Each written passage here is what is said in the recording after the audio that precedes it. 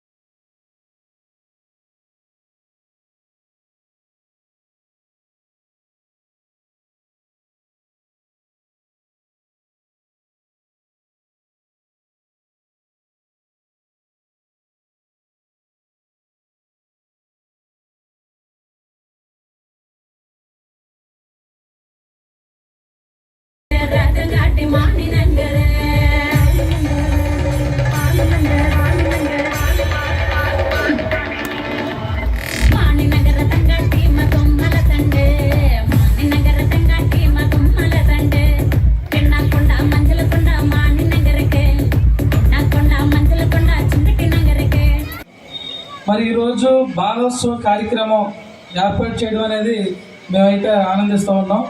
ఎందుకంటే మా అమ్మాయి కూడా ఇక్కడ 10th క్లాస్ చదువుతూ ఉంది. మరి మొదటి రోజు నేను కూడా రావడం జరిగింది ఒక తండ్రిగా. పిల్లలు ఆ డ్యాన్సులు, ఆ ఆటపాటలు చూస్తూ ఉంటే నిజంగా నాకు కూడా చాలా హ్యాపీగా ఫీల్ అవ్వడం జరిగింది.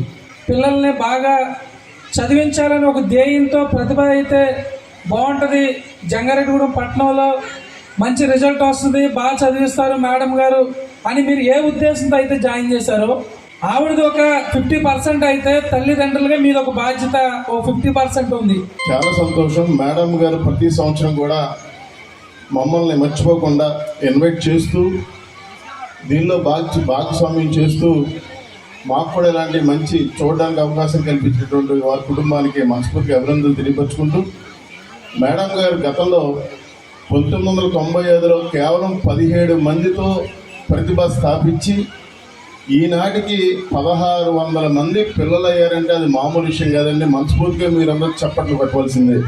ప్రతిభ అండి అంటే ఉన్న స్కూల్స్ నేను క్రియేట్ చేయను, కానీ the best school in Pratibha in Jangareddygudem. అందులో ఎటువంటి అత్యవశక్తి లేదని కూడా సందర్భంగా తెలియపరుచుకుంటూ, కేవలం మార్కుల్నే పారామీటర్గా తీసుకుని మా అబ్బాయికి 99.9 వచ్చింది లేదా 97.8 వచ్చింది ఈ రకమైనటువంటి కాకుండా మనం చదివిస్తున్నటువంటి మన పిల్లవాడు ఎంత నాలెడ్జ్ అనేటువంటిది అక్వైర్ చేశారు అనేటువంటిది ఒక్కటే ఆలోచన చేసుకోవాలి.